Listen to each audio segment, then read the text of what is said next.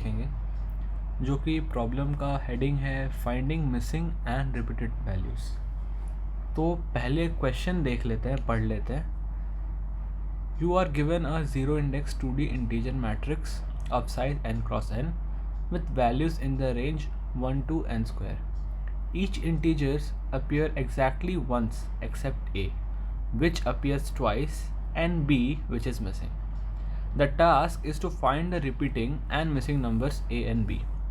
Return a zero indexed integer array answer of size 2 where answer 0 equals to a and answer 1 equals to b. तो ये है हमारा question. तो अब अगर हम इसे मैथमेटिकली समझना चाहें तो पहले वो समझते हैं, अप्रोच बनाते हैं, लॉजिक बनाते हैं, उसके बाद हम प्रोग्रामिंग करेंगे, राइट। तो मैं आज जो लैंग्वेज यूज़ करने वाला हूँ वो है जावा, क्योंकि उसमें करना थोड़ा आसान है। तो लेट्स स्टार्ट। तो जो क्वेश्चन है उसमें आपको जो पहला एग्जाम्पल दिया है, देखिए मेरा अप्रोच ये है कि हम एग्जाम्पल्स को लेके लॉजिक बनाते हैं। तो बेसिकली आपको उन्होंने कुछ एक ऐसी मैट्रिक्स दी है, राइट। तो ये 2x2 मैट्रिक्स है और इस मैट्रिक्स की जो लॉजिक के हिसाब से जो आउटपुट आएगी वो आनी चाहिए 2,4, राइट। अब क्वेश्चन में दिया है मैट्रिक्स जो होगा वो होगा n क्रॉस n का, जिसके अंदर एलिमेंट्स की रेंज होगी 1 to n स्क्वायर, राइट। तो हम पहले क्या करते हैं, हम पहले थ्योरेटिकल सम निकालेंगे।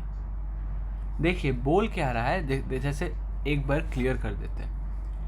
जैसे अगर 1 से n स्क्वायर रेंज दिया गया है और n की वैल्यू मान लीजिए 2 दी गई है, जिसका मतलब 2x2 की मैट्रिक्स बनने वाली है, राइट। 2x2 की मैट्रिक्स बनेगी, जिसके क्वेश्चन के हिसाब से इसके अंदर एलिमेंट्स होने चाहिए 1, 2, 3 and 4, राइट। तो ये बेसिकली एलिमेंट्स होने चाहिए और हमारी जो ओरिजिनल मैट्रिक्स है वो कुछ ऐसी दिखनी चाहिए। इसका ऑर्डर कुछ भी हो सकता है। तो बेसिकली चाह यही रहा है, लेकिन हमें अब वो आइडेंटिफाई करना है कि कौन सा नंबर इसके अंदर 2 बार रिपीट हो गया है और कौन सा एलिमेंट इसमें मिसिंग है।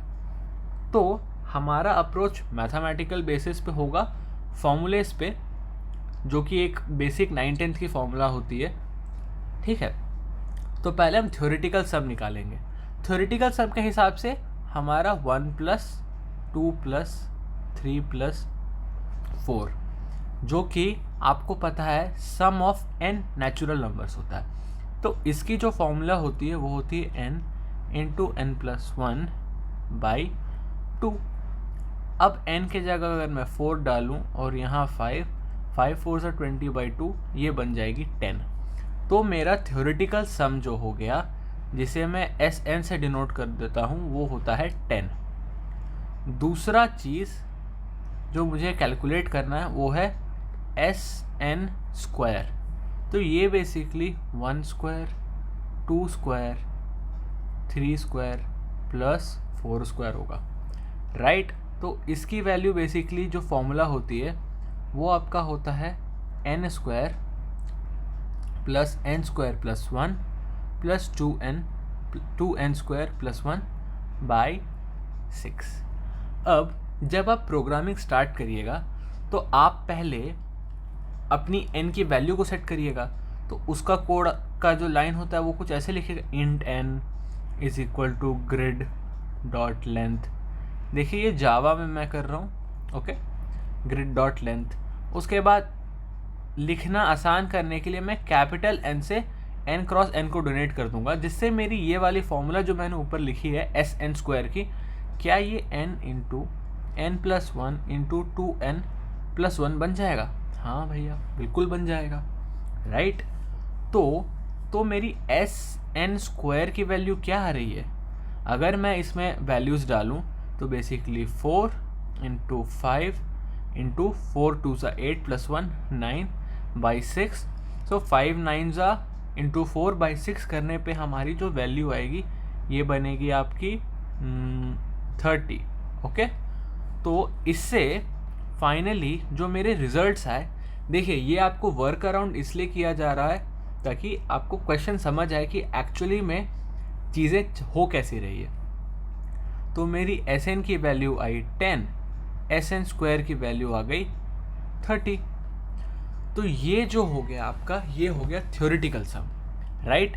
ये आ गया आपका थ्योरेटिकल सम। अब हम निकालेंगे sum of actual array. Okay, sum of actual matrix निकालेंगे। इसे हम डिनोट करते हैं SA and SA square, SA2। Okay, तो अगर हम SA निकालें तो जो SA हमारा होगा वो बेसिकली 1 + 2 + 2 + 3, जो कि यहाँ पे एलिमेंट्स दी गई है। फाइन, तो 1 + 2 + 2 + 3 4 + 3 + ये बन जाएगा आपका 8। ओके, 3 + 1 4, 4 + 4। ओके, तो ये बन गया आपका, जस्ट अ मिनट,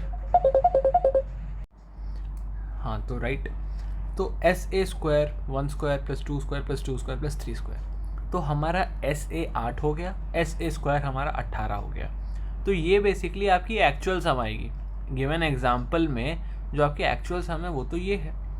अब अगर इसे मुझे कंप्यूट करना है कोडिंग के थ्रू, तो बहुत सिंपल तरीका होता है। आपको बेसिकली इसमें 2 फॉर लूप चलाना पड़ेगा, क्योंकि एक मैट्रिक्स है, राइट। ये एक मैट्रिक्स है, इसके अंदर रोज एंड कॉलम्स दोनों होते हैं। तो मैं उसका लॉजिक यहाँ लिख दे रहा हूँ, आप लोग को आसानी होगा।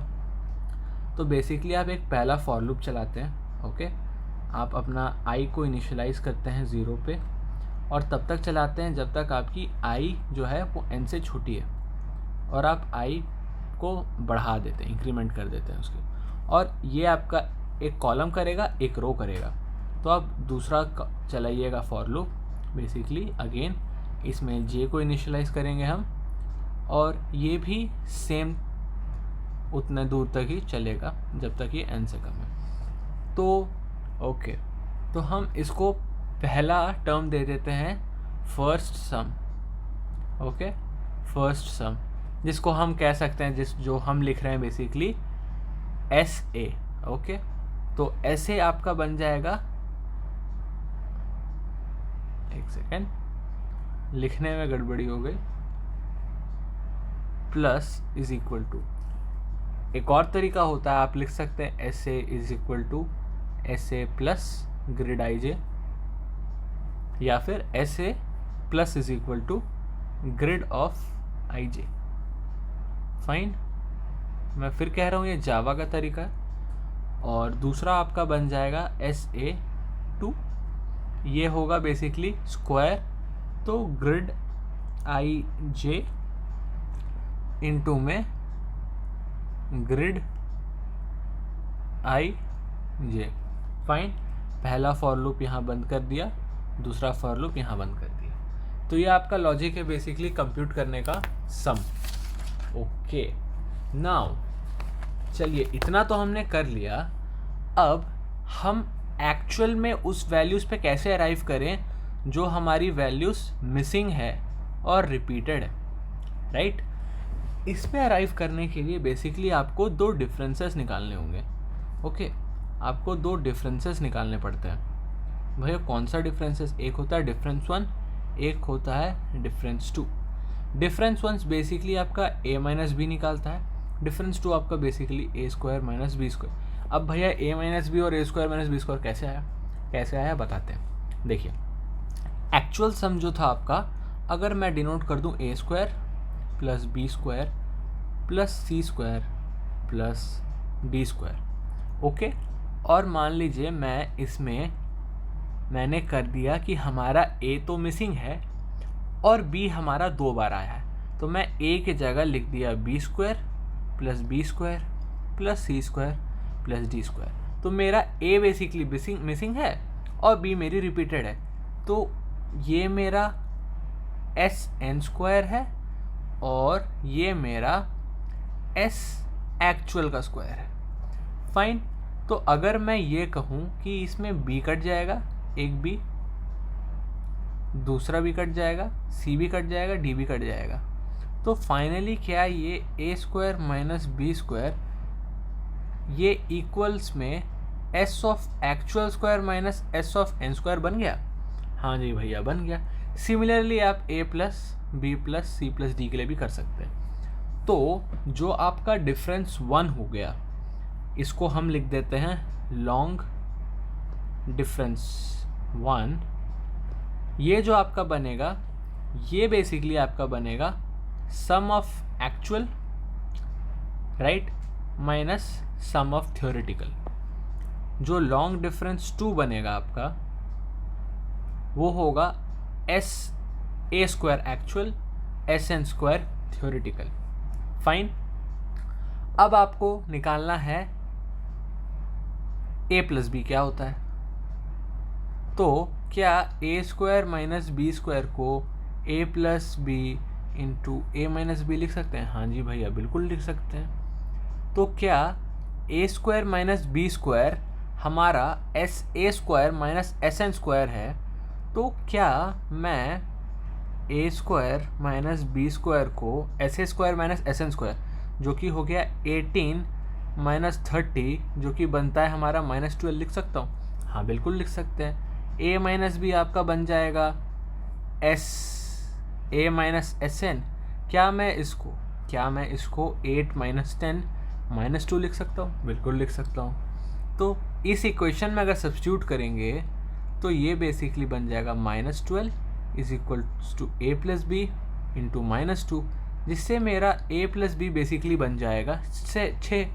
तो क्या मैं ए प्लस बी को ये बोल सकता हूँ कि ए प्लस बी कुछ नहीं है, जो हमारा ए प्लस बी है, जो कि हम डिनोट कर देते लॉन्ग सम ए बी, ये बस डिफरेंस 2 बाई डिफरेंस 1 है। हाँ, डिफरेंस 2 बाई डिफरेंस 1, ये बेसिकली 12/2 ही तो है। हाँ भैया, 12/2 ही है। अब मेरे पास a plus b is equals to 6 भी है, a minus b equals to -2 भी है। तो क्या मैं अगर इस इक्वेशन को सॉल्व कर लिया तो मेरे पास a और b की वैल्यू आ जाएगी? बिल्कुल आ जाएगी। तो अगर मैंने इसको सॉल्व किया तो क्या 2a इक्वल्स टू 4 आया और a इक्वल्स टू 2 आया, और इसको अगर मैंने सॉल्व किया तो b इक्वल्स 4 आया। हाँ, बिल्कुल आ गया। तो क्या हमारा प्रॉब्लम सॉल्व हो गया? बिल्कुल सॉल्व हो गया। तो इसके बाद अगला स्टेप आप करिएगा, इंटीजर a को कैलकुलेट करिएगा, जो कि बेसिकली है आपका इंट। आपने कर दिया डिफरेंस, किसका डिफरेंस? आपने किया difference 1 plus sum A b divided by 2, क्योंकि ये 2 टाइम्स है इधर है। ओके, डिवाइडेड बाई 2 कर दिया आपने। उसी तरह आपने इंटीजर b निकाला, int sum A B minus A, ये आपका आ गया इंटीजर b। और आपने फिर एरे रिटर्न कर दिया। आपने एक एरे बनाया, रिटर्न न्यू इंट, एक नया एरे बना दिया, और उसके अंदर क्या पास कर दिया? a, b पास कर दिया। तो इससे करने से फाइनली आपके पास आंसर आ जाएगा। हाँ, बिल्कुल आंसर आ जाएगा। चलिए अब इसे लीड कोड के प्लेटफॉर्म में इस कोड को जो मैंने आपको बताया, इसकी पूरी इम्प्लीमेंटेशन दिखाता हूँ, ताकि आपको दिख जाए कि कोड दिख कैसे रहा है और रन हो रहा है तो कैसे कैसे क्या क्या बन रहा है। फाइन। अगर आपको इसकी टाइम कॉम्प्लेक्सिटी जाननी है तो basically time complexity of this is big O of n square, और स्पेस कॉम्प्लेक्सिटी इसकी बिग O ऑफ 1 है, राइट। तो ये रहा आज का लीड कोड का प्रॉब्लम। इसकी कोड इम्प्लीमेंटेशन हम देखते हैं, राइट। चलिए, तो अब जहाँ तक आप देख पा रहे हैं कि हमने लीड कोड का प्लेटफॉर्म खोल लिया है, और ये है problem of the day 2965, find the missing and repeated values. तो जैसा मैंने कहा था, पहले आपको int n grid dot length करना है, फिर आप एक कैपिटल N बनाइएगा, उसके अंदर n क्रॉस n की वैल्यू स्टोर कर दीजिएगा। फिर आप Sn और Sn स्क्वायर को डिफाइन करिएगा, उनकी फॉर्मूलास लिखिएगा कि n Sn को कैलकुलेट करते हैं n into n plus 1/2, s N square को कैलकुलेट करते हैं n into n plus one. Okay, फिर आप दो काउंटर बनाइएगा। हमने नोटबुक के अंदर सम ए और सम ए टू लिया था, यहाँ पे जी और जी टू दिया है। ओके, तो आप दो फॉर लूप चलाइएगा बेसिकली, जो कि मैंने उसमें लिखा बताया था, और फिर इनकी मदद से आप बेसिकली अपना सम ए स्क्वायर और सम टू स्क्वायर कैलकुलेट करिएगा। फिर आपको खाली डिफरेंस वन, डिफरेंस टू निकालना है, फिर सम ए बी निकालना है। ओके, फिर इंटीजर ए, इंटीजर बी और रिटर्न कर देना है। अब हम इसे सबमिट करके देखते हैं कि ये क्या सबमिट हो पाती है या नहीं, सारे टेस्ट केस पास कर पाता है या नहीं। तो ये दिखा रहा है कि सारा 584 में से 584 टेस्ट केस पास हो गया है। ओके, बीट्स 100%, 1 मिली सेकेंड का टाइम इसने लिया है, और मेमोरी में बीट्स 80%। फाइन। तो ये है हमारा सोल्यूशन पूरा आज के प्रॉब्लम ऑफ द डे का। कोई डाउट हो तो आप कमेंट सेक्शन में पूछ सकते हैं, और ऐसे ही वीडियोस के लिए बने रहिए। Thank you so much.